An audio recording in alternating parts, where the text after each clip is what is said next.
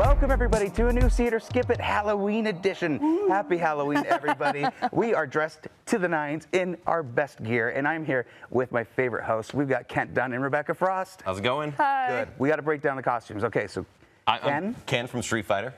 Take the T out of there. Yeah. Ken, not Ken. And the I'm sleeves. just Ken. No yeah, sleeves no sleeves either. A little cold.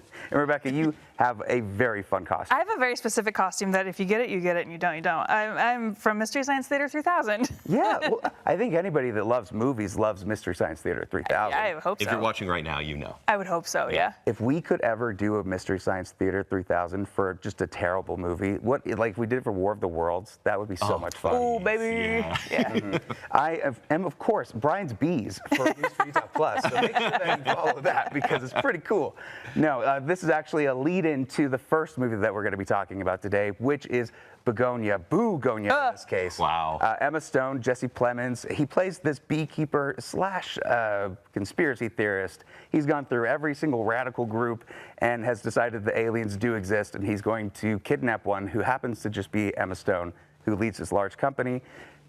She gets kidnapped. It becomes kind of a dark comedy of is she or isn't she an extraterrestrial, and what are they going to do now that they have her? Yeah. What genre is this? Really? Is it a dark comedy? It's a Yorgos. It's a Yorgos Lanthimos, and I feel like he gets his own genre. Well, Yorgos does have a lot of dark comedy, but it's almost too dark. Like, it gets to American Psycho levels where it's like, okay, we're going there. Yeah. So I was telling a friend the other day, I'm like, there's a lot of blood in this comedy, like a lot of blood. Mm-hmm. Yet it's still funny in a way. Rebecca, what did you think about this? I really loved it. I am on the Yorgos train, so I really like anything he puts out. And I love Emma Stone because I know she's willing to be weird, and she really loves being weird. And she really embraces it in this. This is one of, I think, both hers and Yorgos's more grounded movies. Which is weird, given the... Which is weird, right? Yeah. Which is weird. Jesse Plemons, I think, always is a great performer no matter what, and I've really loved him in this. Yeah, dark, and what I love the most about this movie is you do spend the entire time going, is she an alien? I think that's the best part about the movie. And they sell it so well throughout the entire movie. You're questioning it the entire time. Because there's no reason you should believe Jesse Plemons or his cousin. His cousin is largely silent, but he's saying such crazy things that you're like, yeah, we've heard these kind of people before. Yeah. Like, take it easy. But does he have a point? His extensive research, though, like he was so meticulous in what he needed to do, what he needed to do to stop communication with the other extraterrestrials, which was to shave their head. We actually did a version of this at our screening, which is insane to host, and then ask people to go and shave their head for a movie, but we had 2 people do it. Yeah. We could show a clip of that. What is up, everybody? Welcome to the Bugonia screening. Yes, thank you. So happy all of you are here. You are looking beautiful, and happy Halloween week, everybody. This is a special screening, not only because we're watching Emma Stone and Jesse Plemons and Yorgos Lanthimos movie, but also there are some extraterrestrials in this theater right now. And I happen to have caught one already. So let's give it up for our extraterrestrial, Isaac. Now, there's only one way in this movie to know if they're extraterrestrial, and that is to shave their head. So, after the screening, Isaac has volunteered to prove he is an extraterrestrial and he is shaving his head, but he has told me that there are 3 others. And after the movie, we're going to find out who is going to volunteer and out that they are extraterrestrials. Isaac, go for it! Woo! Yeah, awesome! Woo! Give it up for Isaac, everybody. Yeah, as long as you got some hair.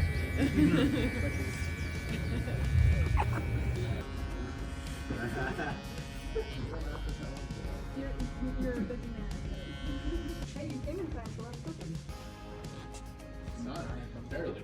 Or put yourself white and then be Emma Stone. Just get some bug eyes. You ready to see yourself, dude? Sure. Okay, ready?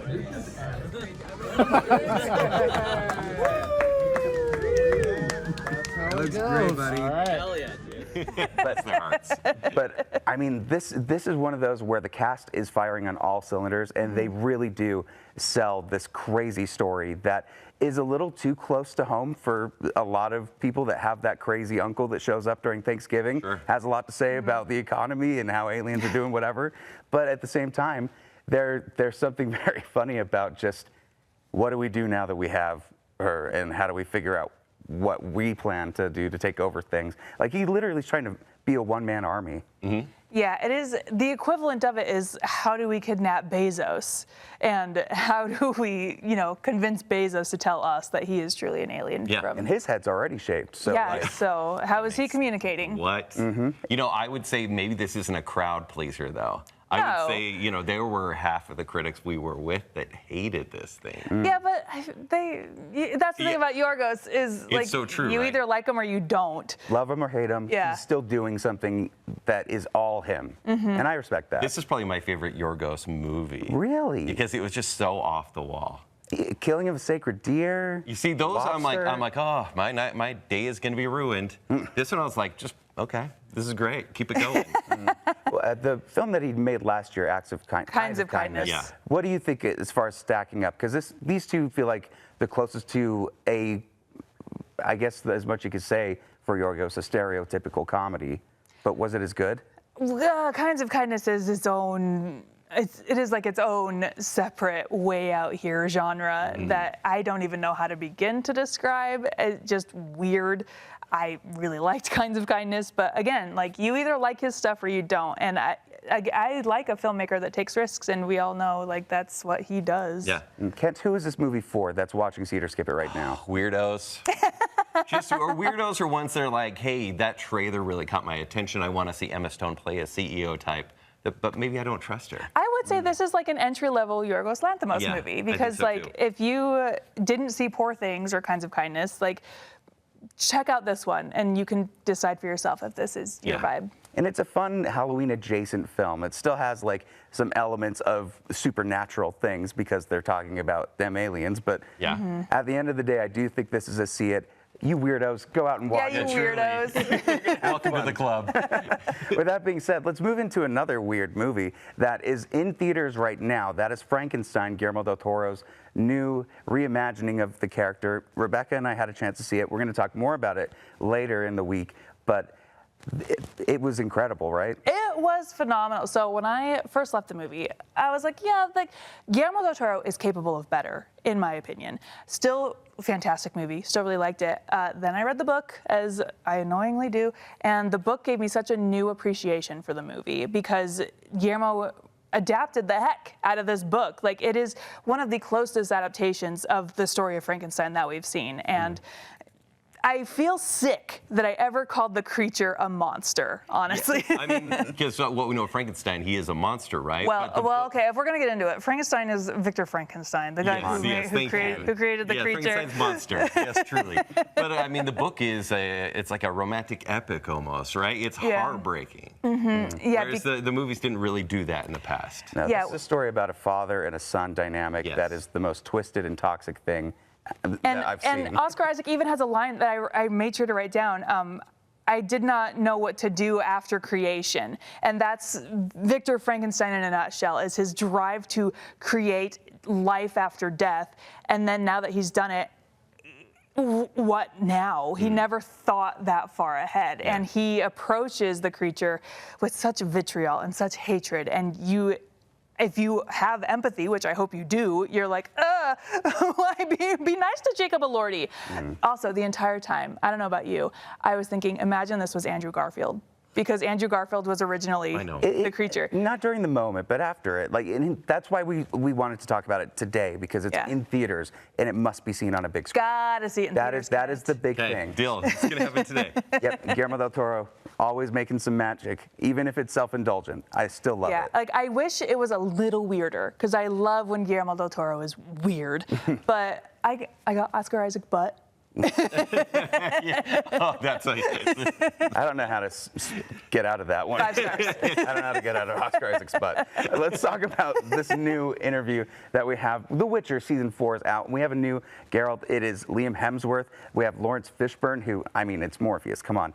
Plus, a couple of other interviews with the cast and crew. Let's take a look. Really excited to talk to all three of you about this. First question is actually for Lauren, though. You've been balancing like book purists, game purists, newcomers, all while bringing in your own creative flair. How do you balance that and stay authentic while also making those bold creative choices? That's a big question. I think that bouncing is the right word. I think that I have learned a lot over the course of this show. I think we all have. And I think that there are places where we know to sort of stick to our guns. We set out with a vision for the series that we wanted to tell about this family that found each other only to be torn apart, and fingers crossed make their way back to each other. But I also think that, you start the process just being this sole person. And, we now have, our cast is in the hundreds. We carry a crew sometimes up to 800 people. We have wildly talented HODs, 4 directors every season. There's a lot of voices. And I think one of the best things that I've learned, that we all learn, is to listen a lot and to take in a bunch of opinions, and I think that it's, I'm a writer. I'm not, for instance, a fight designer. So I have to listen to Chris Cowan, our spectacular fight designer, because he's bringing in his genius, and I would be stupid to ignore that. And I think that's across the board, how we make it as a show and sort of, as a team. In this like chosen family, what do you think made the group work? Did you guys have any like off-screen group chats or things like that? Pub trips. Yeah. A lot of drinking. Yeah, we did. We got our Hansa. We bonded over sleep deprivation. Sleep deprivation and finding weird corners in pubs where no one would recognize you to, and going, are you okay? You okay?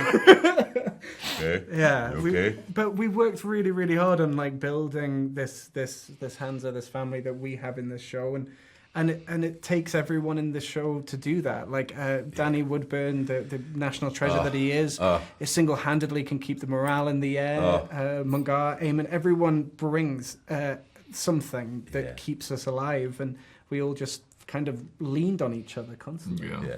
Yeah, some days it was me that was tired, some days it was you that was tired. Other days tired. It was me that was tired again. And sometimes it was not. Sometimes I'd be asleep. Who never was tired? Danny was never tired. Danny was never tired. Danny Woodburn. Never let on that he was tired. No, he was so good at if you were having a bad day, he would immediately snap you out of it. You're like, all right, that's not that bad. He'd pull you out of it. He was our Tinkerbell. Just lots of magic dust everywhere. What a special human. You two represent a very strong found family bond in this, and it's really so palpable. How does that relationship evolve now that we're going into like war forces and separation like that? So much of it, her journey is about, she's trying to figure out what she is without Geralt and Yennefer. What she is sheds all kind of expectations that the world has had of her, and she's able to do that in this group of rats because they don't know who she is, and she takes on a different name. It's interesting for her to be able to kind of explore what she wants to become, and I think she's quite angry at the world for, what she's had to experience as a child and how much she's had on her shoulders, and I think part of it's running from that, but also realising that she can't do that forever in order to find who she is. But I think she just wants to be able to breathe for a moment. So a lot of it is kind of, there's definitely a part of her that feels like if Geralt and Yennefer are still out there, they're better off without her as well, which I think is also a interesting thing for her to kind of, she's always feeling like she's a problem. And I think that's something she always carries with her that's a constant battle. So, yeah. Same. The other question I had is kind of based on your character. So let's start with you, Lawrence. If you guys say you were at a pub, but as your character in a fantastical world, who's the better wingman for each person? Great question. Great question. Yeah, Regis is a great wingman for both of these guys. But for Geralt, I think. But for Geralt, probably more so. Yeah. Yeah, I think so. I don't think Yaskia needs a wingman. Yeah, I don't think. Yeah, I don't know. I don't know. No, Yaskia's. Yeah, Yaskia's his own wingman. His own wingman. Yeah, exactly. He needs to at least have a few like things up his sleeve or a few lines to be able to There's throw out, always right? something up his sleeve. Trust me. Don't even know what that means. Trust me, I know. All right, so now that Ken has fixed his head, let's talk about the movie. Well played. Rebecca, tell us about this. Hedda is the new film from Nia DaCosta, written and directed by Nia DaCosta. You know her from Candyman and The Marvels more recently. But this is an adaptation of a Henrik Ibsen play, I want to say, about a woman named Hedda who is the messiest woman to exist. And she and her husband move into this home and they throw a very lavish party, and she uses the opportunity to stir the pot in the messiest way possible. You say messy, I say evil. Yeah. I just got vindictive beyond belief. And she is, This yeah. thing plays out like kind of like a Greek tragedy. Yes. Every character is playing their part like larger than life. And this dinner party, which shouldn't be very consequential, ends up being very consequential for every person there. What time period is it set in? Ooh, early 1900s. Okay. Yeah, it's almost like, feels like Great Gatsby. Yeah, that's what I was noticing when I was looking at the trailer. So this is about a horrible person, it seems. Yeah. Yeah. And everyone she touches just turns to dust. There is a sapphic love story underneath the surface. There is stories of jealousy. Watching it as a woman, the character of Eileen, watching her try to be a successful author in this sphere of successful male authors, really tough to watch, and how her life just becomes sabotaged at the hands of Hedda. And Eileen is by far the reason to watch the movie. Oh, for I sure. think Tessa Thompson was kind of like chewing the scenery a little too much. Granted, the movie wouldn't happen without her, but Eileen stole the show for me. Yeah, and the thing about this movie, it's beautiful. Nia DaCosta directs the hell out of this movie. It's every scene feels like a dance. The costuming is so elaborate and exquisite, and the set design, the production. It is a beautiful movie. It's a shame it's on Prime.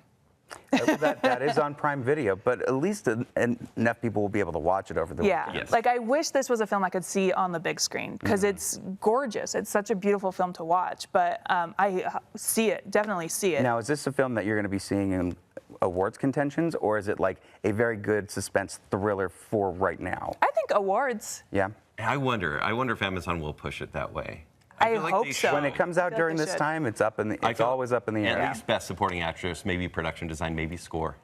Costume, score, I think direction, too. Yeah. Okay, well, award season is upon us, and so you have to just double check every time. But this is a see it for both of you. Oh, yeah. All right, well, with that being said, let's move on to another interview that we have. Oh, my goodness. Apple TV, minus the plus, is now doing Down Cemetery Road. This is from the Slow Horses creator, basically a Sherlock detective story. Emma Thompson plays the main character, who is just kind of done with everything already. She's got a real Jessica Jones vibe to her, but when something happens that brings Ruth Wilson's character on her doorstep, chaos ensues. We had a chance to talk to them. Let's take a quick look. What was the most interesting thing about like the compromises that your character had to make? Or what were some things that you didn't realize that would end up being compromises as you were working on it? I think one of the things actually I would say about Zoe is that she's very uncompromising. And I suppose the compromises she's forced to make are because she's kind of got Sarah with her. So Sarah sometimes forces her to make compromises that are in fact a great deal more reckless and dangerous than things that she might do. I mean, they're very surprising people, and they surprise one another, I think, a lot. That strange, jaggedy balance between them was something that we really enjoyed playing, because it's not like normal banter or because Sarah doesn't know when Zoe's just going to shut her down, and Zoe doesn't know when Sarah's going to run off and push someone down a stairwell. So there's a great kind of unexpected quality to both the characters and to their interactions and to their response to one another.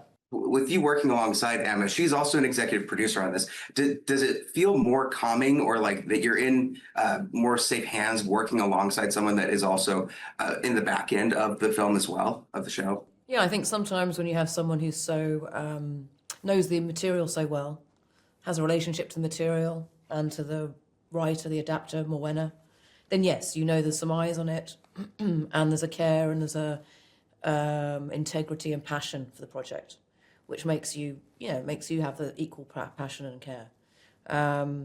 So yeah, that was very useful. It was very nice knowing that Emma was on that side.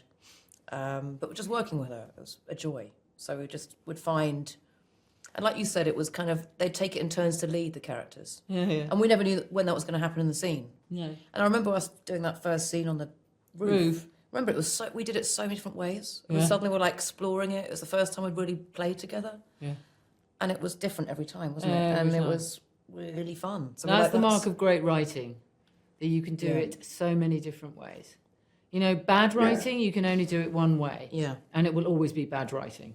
The final question I have is, if you, Emma Thompson and Ruth, could hire Zoe as your investigator, what's the mystery you'd put her on? Oh, something kind of corrupt and I was going to say sexual. Boris Johnson. Yes, that's absolutely right. How many children does he actually have? Who with? And, you know, that would be very good, because she'd enjoy that. Yeah, she would enjoy it. She'd enjoy the sleaze of it. Yeah. Looking at his car. Yeah. How full of like rubbish it was and things like that. Just Yeah, you love all that stuff. Details. Yeah. We got to bring her to the U.S. There's plenty of sleaze to be looking through with all that. I know. Thank you again so much. It's a pleasure meeting you both. Thank you. Nice to meet you. Bye.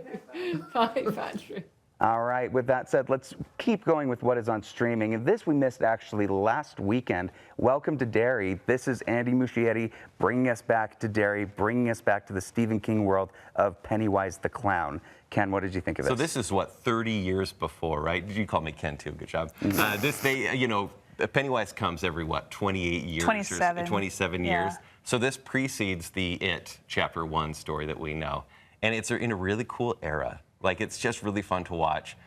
This one starts off just with a bang, not a whimper.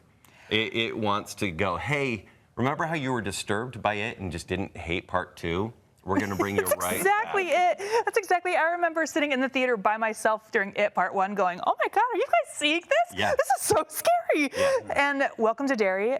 I was pleasantly surprised at how horrific it is. Well, you would normally look at something like this and go, uh-oh, they're just doing Stranger Things again. But this is original Stranger Things, right? They adapted from Stephen King, not vice versa. Except this one wants you to feel like it's Stranger Things and then subvert everything, which is why this one, and if you've seen the episode 1, episode 2, there's 2 episodes out now. The end of the first episode just doesn't let you go. No, and I think even that first opening scene where they're in the car just sets this ominous, horrifying tone. Yeah. And they do one of the things that I hate in horror movies lately that have become just a reoccurring way to gross you out, like, immediately. Yeah. But the way that they build the story and the way that they subvert those expectations at the end does make this a show that you need to be watching and you need to be tuning in weekly for. And I can't believe I'm saying this, but if you like Stephen King, this is delightfully Stephen King. Like, it has his fingerprints all over it. Just wait for episode 2. You're going to get some crossover characters from The Shining as well. Well, they introduced the one. Yep. Yeah. Okay, so you got it. Yeah. They go more into his story in episode 2. So I noticed there was a Shawshank little Easter egg in there too. So are we saying that this might be like a Stephen King universe that they're building out? Stephen Kingiverse, yeah. Here's the thing. He always starts great. Does he stick the landing? But Stephen King also, his stories are all kind of interconnected already. So this is, I think, the really first instance of seeing it in media that, we can actually start to kind of So connect are we the finally dots. going to get the Dark Tower? I don't know. Yeah, we'll see. The Dark Tower did not perform very well, but I don't know. If Shawshank's involved, if The Shining is involved, they're clearly throwing in, like, they're not afraid to do it like Sony in the Spider-Verse, you know? Yeah, and Andy Muschietti, he did a really great job with It Parts 1 and Part 2. Parts 1. Yeah, Parts 1. Just forget about the Flash. Yeah. Let's just pretend He's trying as well. the Flash just never ever existed. They're also being really clever. They don't really have Skarsgård in the show until like the last episode. But because Pennywise is a shape-shifting creature, they're You can be using anybody. You can be anybody. And so they're cleverly playing it up, and it still feels just as scary as if the clowns in these first 2 episodes. Okay. Well, do you see this being one that they're going to be moving into multiple seasons, or is this kind of limited series type thing? I think the hype is real. I am the type of person who I love a one and done, but if they did multiple seasons of this, I don't know that I'd hate it. What a great week of watches, especially you're gonna watch The Chair Company and they're gonna watch Welcome to Derry. You've got a yin and yang for that. That's really fun. Yeah. Anything else we want to talk about for this one? I feel like there's so much we can explore, but we have to finish this show just to see where it's going. I basically just want to talk to everyone that's seen the end of episode 1 and be like, what did you think? I immediately messaged all of my horror-loving friends. I was like, oh my gosh, did you guys watch Welcome to Derry? I need to talk about it with somebody. Yeah. Okay, well, it's a see it, and we want to know what all of you think too, so make sure that you check this out on HBO Max right now. And finally, let's jump over to Netflix again for Ballad of a Small Player. Now, I saw this on the plane, actually, heading back from LA. By the way, I went to the Hollywood Forever Cemetery because I just wanted to feel spooky. Yeah. It was the most peaceful, beautiful place. It totally subverted my expectations there. You wanted to be spooky. Well, yeah, a little bit. What was shocking to me is that it was right behind the Paramount lot. Yeah. Shared the wall completely. Yeah. Wow. I really hoped a ghost had followed me or some extra Which ghost? in a movie. Yeah. Maybe an extra. I just want an extra that was in a film that's look, I can still do it, I can show up randomly. Hey. I want my ghost to have a little anxiety, just about I just really want to be a star. First on the ghost call sheet. Yeah, the pearl of ghosts. But this is starring Colin Farrell. He is this crazy bad gambler that is just losing everything. He finds somebody that gives him a shot, and then this movie goes to many different weird, dreamlike places. You don't really know what's real and what's not. And by the end, you're confused, but you like that you are.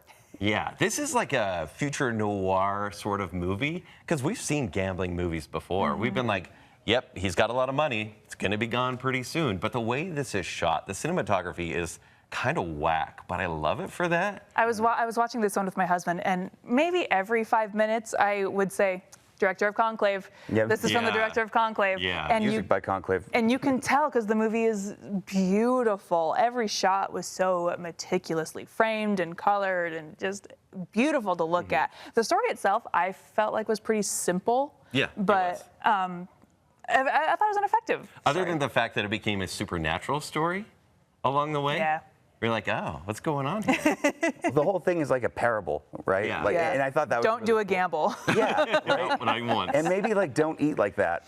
Eating food like that is never appropriate. He didn't even like champagne. Every meal he's ordering champagne, and he's like, I don't even like champagne. But isn't that really interesting though? That he was assuming wealth and class, but he never really fit into it. For example, he calls himself what? Lord Byron. Lord Doyle. Lord Doyle. Thank you very much. And everyone had to call him by that title. Meanwhile, his name's Francis. Yep. You know? Tilda Swinton is kind of chasing after him to reclaim some debts. Her character, while not in it a lot, anytime that she is, I was pretty excited to see her. Yeah. I just love seeing Tilda Swinton anytime. I was nervous for him. Yeah. I think I was just nervous for him the entire time, and the score helps a lot. Yep. Well, and just Colin Farrell being the sweatiest, most brilliant actor.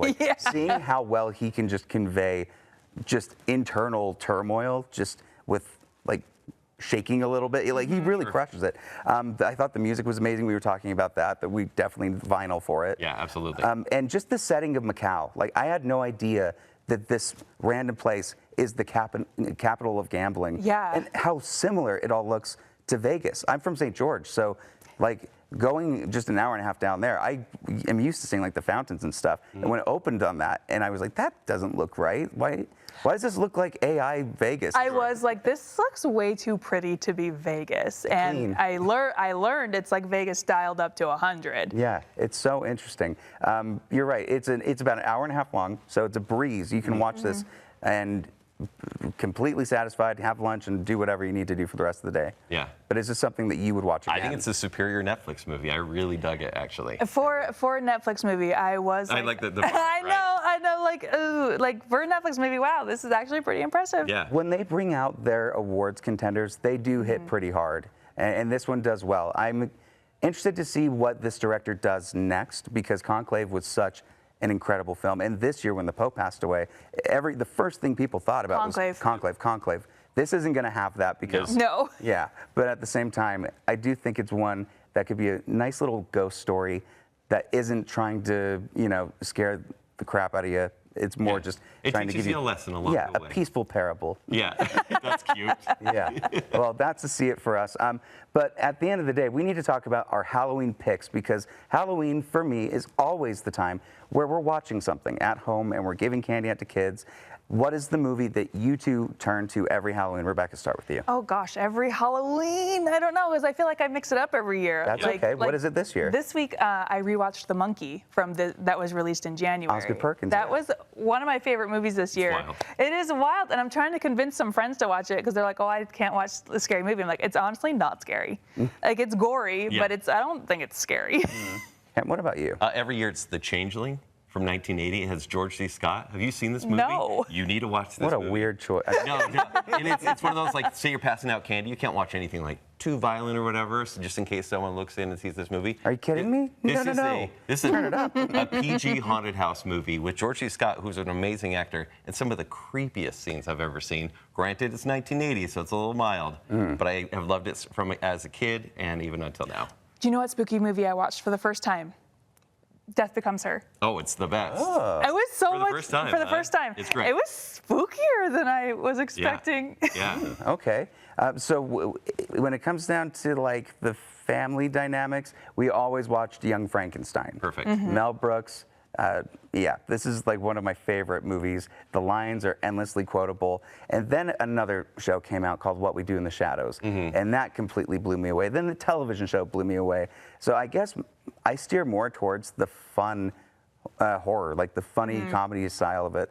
But if we were to go real dark, and I think some people want to, Mandy. If you want, Wow. We're talking about recommendations for weirdos. Here you go. This is the one for you. Mandy. Yeah, this is a recommendation for weirdos. It's so trippy and horrifying. Yeah. Then there's Dr. Sleep. I think is an underrated sequel, love it, and for it to be so good next to The Shining is pretty incredible. Rebecca Ferguson is incredible in it. Ewan McGregor. But otherwise, I mean, Stephen King's Rose Red. You can go back to the original Disney Channel horror movies. Yeah. Halloween Town's always a staple. Oh, Don't Look Under the Bed. Hocus Pocus, is that still good for you guys? It's number one. The sequel didn't mess up anything? Yeah, a little I bit. don't But think the I one's saw good. You didn't see the first one? No, I didn't see the sequel. Oh, okay. Okay, well, with that being said, thank you both for coming on. Thank you, Ken, and tell happy the people where they can find you, aside from Street Fighter. Yeah, right. You can find me at the Bacon Cell Podcast and ShowtimeShowdown.com. Rebecca. You can find me every week at Geek Show Podcast. All right, and make sure that you scan the QR code. Happy Halloween, everybody. Thank you for joining us, and here's a sneak peek of what we're going to be looking at next week. Rah. Did it. Yeah.